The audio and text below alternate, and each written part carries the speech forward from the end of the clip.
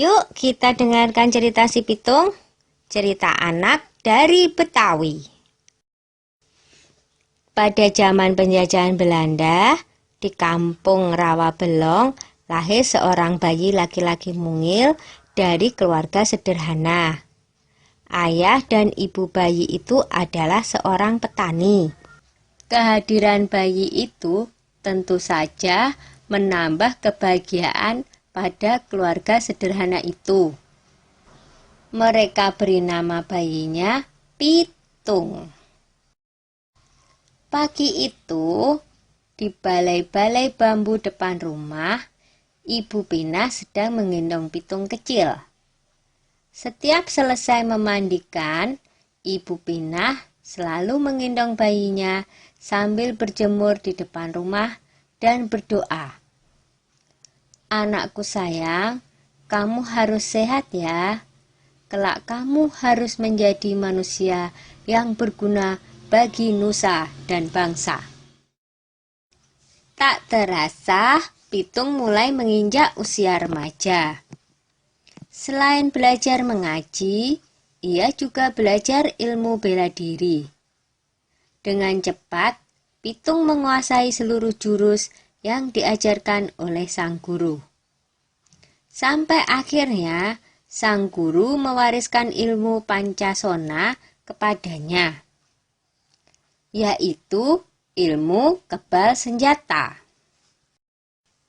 Suatu hari, Pitung menyaksikan kekejaman centeng-centeng Babah Lim, si tuan tanah. Mereka mendatangi rumah penduduk dan merampas harta benda yang ada, karena tidak membayar pajak dan upeti. Dengan kejam, mereka memukul dan menyeret para penghuni rumah. Hati kecil Pitung terpanggil untuk menolong mereka. Ini adalah saat pertama Pitung membela orang lemah. Pitung tak tega melihatnya. "Hai centeng-centeng, kenapa kalian merampas harta orang dan menindas orang yang tak berdaya? Kalau berani, sini lawan aku," tantang Pitung. Mendengar itu, si pemimpin centeng marah.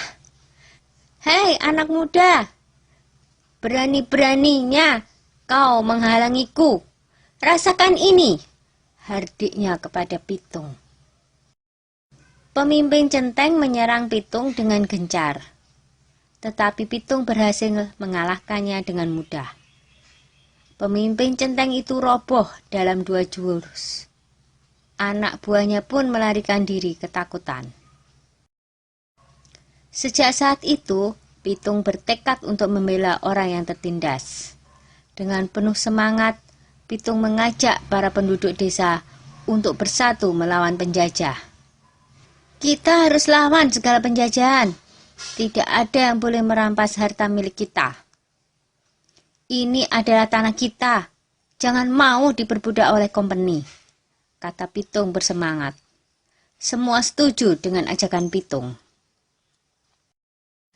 Para tuan tanah dan kompeni menjadi resah. Mereka mengadukan perlawanan itu kepada pemerintah Hindia Belanda. Scott Heine, pemimpin tertinggi di Batavia, memerintahkan aparat untuk menangkap Pitung. Ia menawarkan hadiah besar bagi siapa saja yang bisa menangkap Pitung.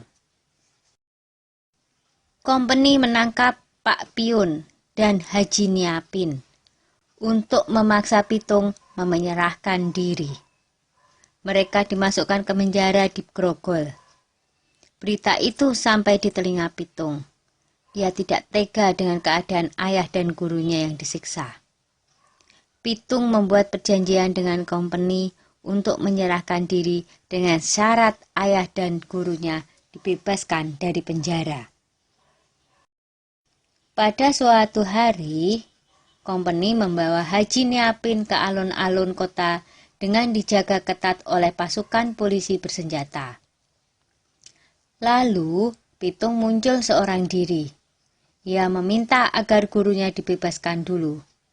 Setelah Haji Niapin dibebaskan, Pitung maju menyerahkan diri.